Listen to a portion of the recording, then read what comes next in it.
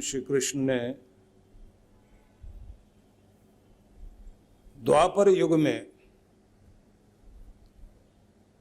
अपनी लीलाएं और अपना स्वरूप का प्रदर्शन करते हुए ये समझाने की चेष्टा की कि आने वाले युगों में और आने वाले समय में किस तरह की परिस्थितियां होंगी और किस तरह से तुम्हें जीना है। मतलब दुर्योधन भी मिलेंगे, शकुनी भी मिलेंगे, वो अपने सगे रिश्तेदार भी होंगे शिशुपाल जैसे, जो आपका मान बर्दाश्त नहीं करेंगे और सबके बीच में ही गाली वाली देना शुरू कर देंगे। और वो गुप्त शत्रु भी होंगे जो सामने मीठा बोलेंगे और पीछे जाकर विषैला व्यवहार करेंगे। कुछ विदुर जैसे लोग भी होंगे, सीधे सरल निष्प्रिय, जिन्हें दुनिया की पदार्थ और दुनिया की वस्तु नहीं चाहिए, वो प्रेम के भूखे लोग हैं। लेकिन इस बात को भी ध्यान में रखना कि अर्जुन बनने की चेष्टा करना, क्योंकि कृष्ण तो हर पल मिल सकते हैं, लेकिन अर्जुन जैसा मन होगा तो कृष्ण मिलेंगे। कृष्ण को समझने के लिए अर्जुन सरल तो होना ही पड़ेगा। और अर्जुन की सबसे बड़ी विशेषता यह है कि उसने जब चुनाव करने की बारी आई तो न धन चुना, न अस्त्र, न शस्त्र, न सैन्य बल। बिना शस्त्र के, बिना धन के, बिना फौज के, सैन्य बल भी नहीं है, ऐसी स्थिति में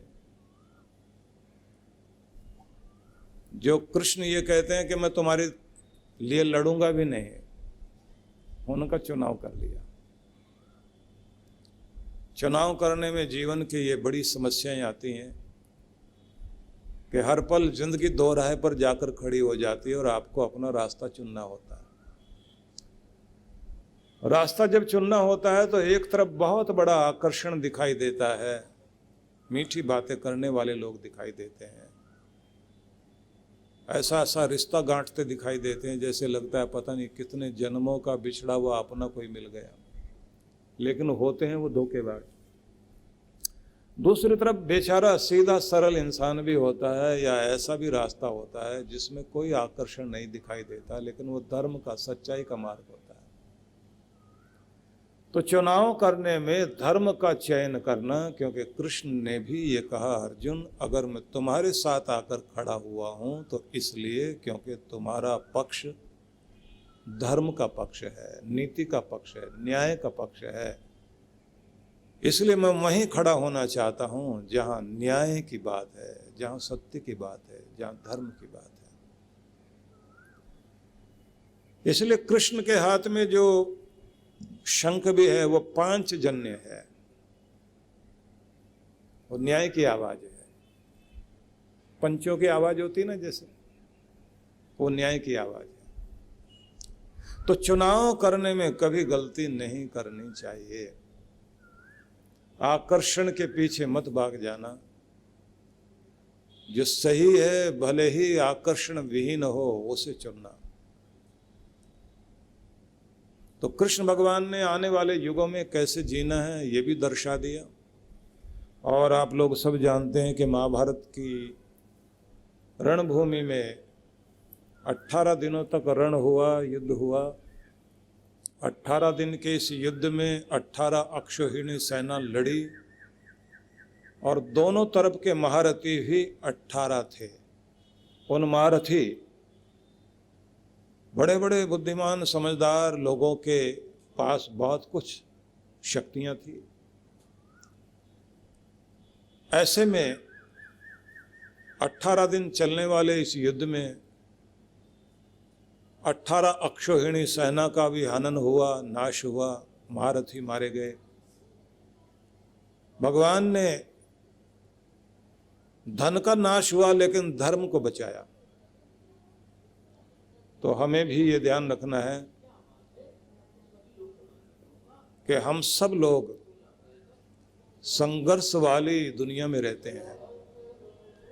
और इस संघर्ष वाली दुनिया में हर समय हम सबको अपने अपने युद्ध लड़ने पड़ते हैं। हमारे शरीर में भी एक लड़ाई चल रही है, बीमारी की और स्वास्थ्य की। तो जब स्वास्थ्य के लिए हम लड़ रहे होते हैं तो आपको अंदर पता भी नहीं लगता कि लड़ाइयाँ चल रही हैं, और आप उसी के कारण जीत भी रहे होते हैं। जिस दिन आपका स्वास्थ्य बिगड़ता है, बुखार हो जाए या फिर कोई बीमारी हो जाए, तो पता लगता है कि शत्रु पक्ष जीत गया है। फिर भी लड़ाई चलती है। आप अलग से बाहर से कुछ सामग्री लेते हैं, दवाई वगैरह, और अपनी फौज को जिताने की कोशिश करते हैं। उसके बाद फिर आपका इम्यून सिस्टम स्ट्रांग होता है। बीमारियों से लड़ने की जो शक्ति है शरीर में, उसको इम्यून सिस्टम बोलते हैं। वो जैसे स्ट्रांग हो जाता है तो उसके बाद में फिर आप जीतने लग जाते हैं, और आपको तो पता भी नहीं लगता कि अंदर इतनी बड़ी लड़ाइयाँ चल रही हैं। हर समय आपके शरीर में तरह तरह के वायरस, तरह तरह के बैक्टीरियाज प्रवेश कर रहे होते हैं। यहाँ तक कि टीबी तक के बीमारियाँ पैदा करने वाले विषाणु भी शरीर में जा रहे हैं, और वो आपका कुछ बिगाड़ नहीं पाते।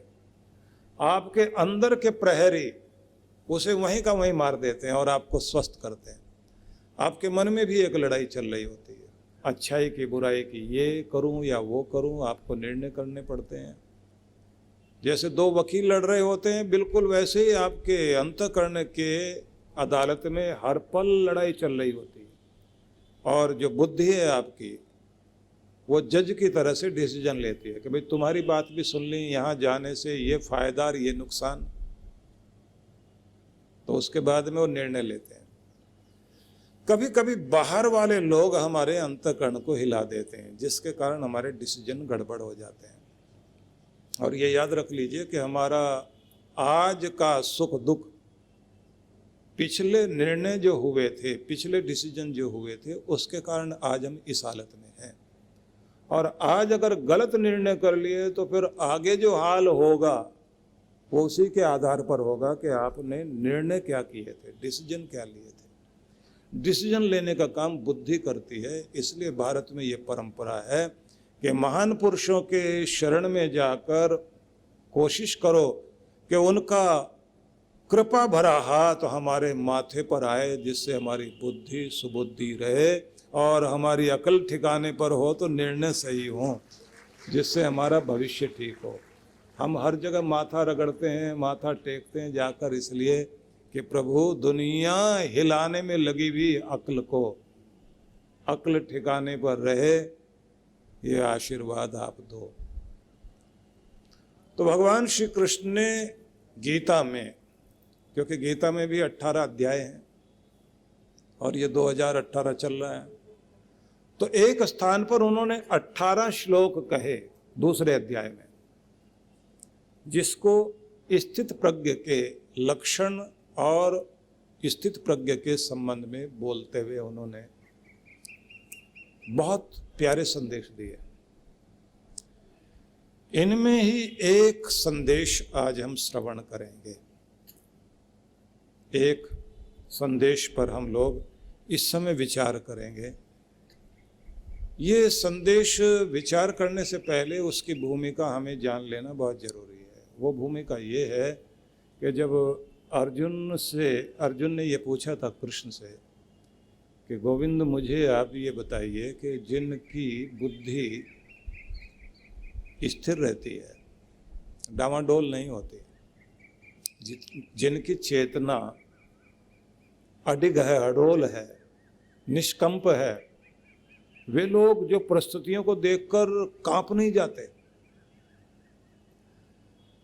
भय हो, डर हो, चिंता हो, दबाव हो, प्रभाव हो, अभाव हो, अन्याय हो, आलस्य हो, अज्ञान हो, भ्रम हो, बहुत तरह की स्थितियां जीवन में हैं। सभी स्थिति परिस्थिति के बीच में जो अडोल रहे, जिसकी चेतना अकंप रहे, निष्कंप रहे, वो लोग होते कैसे हैं, कैसे बैठते हैं, कैसे उठते हैं, कैसे जीते हैं, उनके बारे में बताइए। तो भगवान कृष्ण ने उनके संबंध में बताया। उनकी सबसे बड़ी विशेषता होती है कि उनका ध्यान दुनिया की तरफ कम होता है और उस स्वामी की तरफ, उस प्रभु की तरफ जरूर रहता है जिसकी शक्तियां उनके अंदर प्रवाहित करते करते उन्हें दिव्य बना दें, सात्विक बना दें, शांत बना दें, संतुलित बना दें, जिनकी मुस्कान निरंतर कायम रहे, राग द्वेष से ऊपर उठकर जो संतुलन बनाकर जिए, जिनके अंदर शांति का रूप रहे, वे ऐसे लोग जो मधुर रहते हैं, ऐसे लोग जिनको दुनिया अपनी कठपुतली नहीं बना पाती, मतलब जिनकी डोर दुनिया के हाथ में नहीं होती। दुनिया चलाए और हम चलें, दुनिया हिलाए और हम हिलें, दुनिया बहकाए हम बहक जाएं, ऐसे जो नहीं है, बहकते नहीं। दुनिया का प्रभाव उनके ऊपर आकर विचलित नहीं कर पाता। वो जो ऐसे लोग हैं वो स्थित प्रज्ञ लोग, जिसे आप लोग आमतौर से कहते हैं बड़ा समझदार है, बड़ा स्थिर है, बड़ा धीरज वाला है, बड़ा सहनशीलता वाला आदमी है, रिश्तों को जोड़ने वाला है, भड़कती हुई आग को जो बुझा दे, बिछड़ों को जो मिला दे, गिरे को जो उठा दे, यह ऐसा आदमी है, यह इतना प्यारा इंसान है। बस उस सब को स्थित प्रज्ञ कहा जाता है। वो चाहिए हमारे जीवन में, उसकी आवश्यकता है हमारे जीवन में। तो इसी संदर्भ में भगवान ने आगे जाकर के एक बहुत सुंदर संदेश कहा कि वे लोग नास्ति बुद्धि अयुक्तस्य न चायुक्तस्य भावना न चा भावयतः शांति अशांतस्य कुतः सुखम। मतलब वे जिनकी बुद्धि जुड़ी हुई है, एक तो वो लोग, और एक वे जिनकी बुद्धि उस शक्ति से नहीं जुड़ी, हिले हुए लोग हैं। मतलब जिनकी बुद्धि परमात्म तत्व से, कृष्ण तत्व से कह लीजिए, शिव तत्व से कह लीजिए, राम तत्व से कह लीजिए, विष्णु तत्व कह लीजिए, भगवान के जितने भी नाम हम अपने ढंग से बोलते हैं, शक्ति तो एक ही है कि जिसका ध्यान परमात्मा में नहीं लगा हुआ, उससे अलग है, दुनिया में लगा हुआ है, ऐसी बुद्धि वाले जो लोग हैं। और वे लोग जिनके अंदर कोई भाव भावना भी नहीं है, ऐसे जो लोग हैं उनके अंतःकरण में भावना भी नहीं है, और जिनका अपनी बुद्धि पर कोई नियंत्रण नहीं, जिनका अपनी इंद्रियों पर भी कोई कंट्रोल नहीं, मन चलाता है उन्हें, लालच हिलाता है उन्हें। आपने सुना ना कि कोई एक आदमी अपना गधा बेचने के लिए गया था और उसे कोई खरीद ही नहीं पाया, क्योंकि वो डंडा मारो, रस्सी पकड़कर खींचो, वो चलता ही नहीं था। तो किसी ने खरीदा नहीं उसको।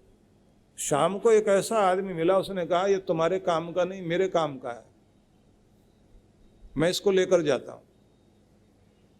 तो उस कहानी को ध्यान में रखना कि वो आदमी बेचने वाला कहता है तुम खरीदोगे इसको, लेकिन ये तो मेरे काम का नहीं, 100 से ज्यादा ग्राहक आज इसको रिजेक्ट कर चुके, इसे रस्सी से नहीं खींच सकते, डंडे से नहीं हिला सकते, अड़ियल है। उसने कहा यही इसका गुण है, इसकी चाबी मेरे पास है। उसने कहा अपना डंडा मुझे दो।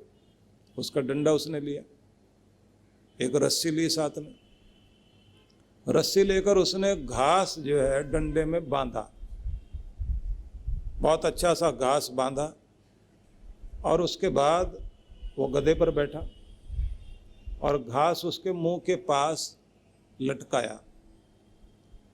थोड़ा सा उसे खाने दिया पहले, और जैसे उसको स्वाद लगा कि घास बहुत अच्छा है, तो इसने डंडा आगे कर दिया, जिधर की तरफ ले जाना उधर की तरफ उसने डंडा आगे रखे, घास दिखाता जाए। अब डंडे पे घास लगा हुआ, गधा आगे चलता जाए। तो उसने कहा इतना बढ़िया ब्रेक वाला गधा तुम्हें मिलेगा ही नहीं, क्योंकि ये घास देखता है और चलता है, मैं इसको ले जाता हूँ सब जगह जहाँ मुझे ले जाना, क्योंकि डंडे से नहीं चलता, ये लालच से चलता है। बहुत लोगों को आप दबाव डाल के चलाएं, नहीं चलेंगे, लालच में जरूर चलेंगे। तो जरा समझ लीजिए कि हमें कौन चलाता है, लालच, कोई वासना, कोई मतलब, किसी का दबाव, किसी का डर, या कोई चिंता, कुछ भी चीज चलाती है हमें। जब दुनिया हमें चलाने लग जाती है तो वो इसी तरह से चलाती है, कुछ लालच हमारे सामने लटका देती है और हम लोग उधर चलते रहते हैं। जिस आदमी से थोड़ा फायदा दिखाई देता है कि इससे कुछ फायदा है, उसको प्रणाम करेंगे, उसके चक्कर काटेंगे, उसको कहेंगे मुझे तो सवेरे से ही आपकी याद आ रही थी, कभी कहेंगे हमें तो आपका सपना आया था कल, क्योंकि उससे कुछ मतलब है। और जिस आदमी से मतलब नहीं उसका सपना किसी को नहीं आता। वो तो अगर सामने भी दिखाई दे जाए तो लोग उसको प्रणाम करने को तैयार नहीं, लोग कहते फालतू आदमी है, बात करने से कोई फायदा नहीं, टाइम खराब करेगा। आप सोच सकते हैं कि हम किस तरह के लोग हैं। हमें लालच ललचा कर घुमा रहा है, कहां कहां दौड़ रहे हैं लोग। और कमाल ये है कि जिसके पास ये होता है पैसा, रोज देखते हैं ना आप लोग, जिसके पास होता है पैसा सब लोग पूछते हैं भाई तू है कैसा, बड़ा हालचाल पूछते हैं, उसका ध्यान रहता है लोगों को। तो आपको ये कहना चाहता हूं कि आप देखिए कि दुनिया पद वाले को, प्रतिष्ठा वाले को, पैसे वाले को इस तरह पूछते हैं कि उसकी परिक्रमा करते रहते हैं, उसके चक्कर काटते रहते हैं। हर मंदिर में एक परिक्रमा भी बनी होती है कि प्रभु को स्तुति करने के बाद, पूजन करने के बाद परिक्रमा करो। लेकिन ये दुनिया के लोग कहाँ कहाँ परिक्रमा करते हैं, भगवान की करें ना करें, लेकिन जहाँ से कुछ मतलब दिखाई देता उसके तो गोल गोल चक्कर जरूर काटेंगे, उसके आसपास तो खूब मंडराएंगे, वहां तो जरूर जाएंगे।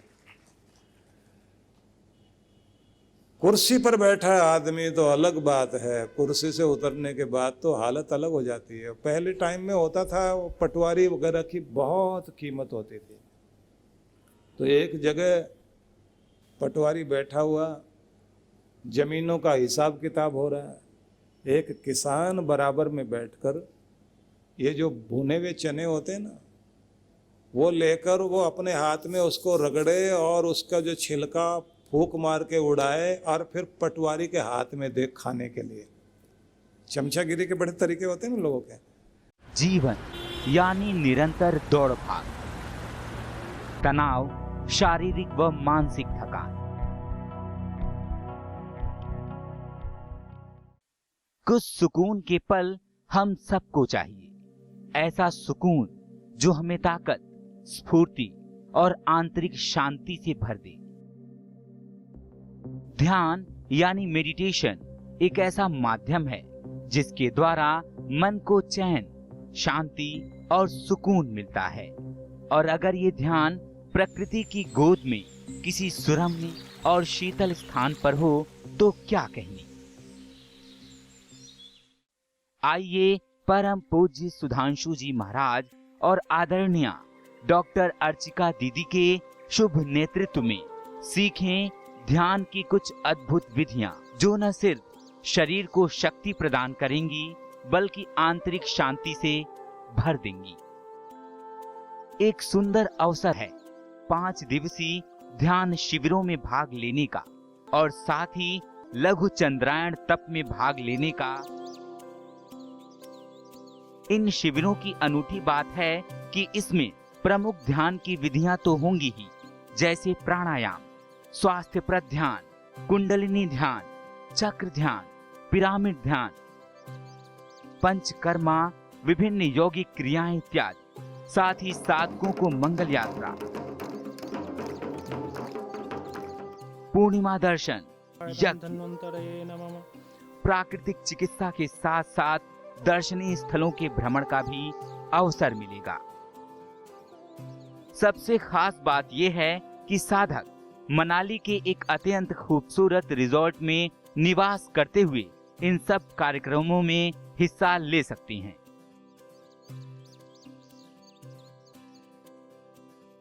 तो आइए परम पूज्य गुरुदेव और डॉक्टर अर्चिका दीदी के साथ मनाली चलें, पहाड़ों पर कुछ दिन बिताएं, ध्यान की विधियां सीखें और पाएं एक तनाव रहित मन, स्वस्थ तन, आत्मविश्वास और सबसे बढ़ के आंतरिक शांति और सुकून।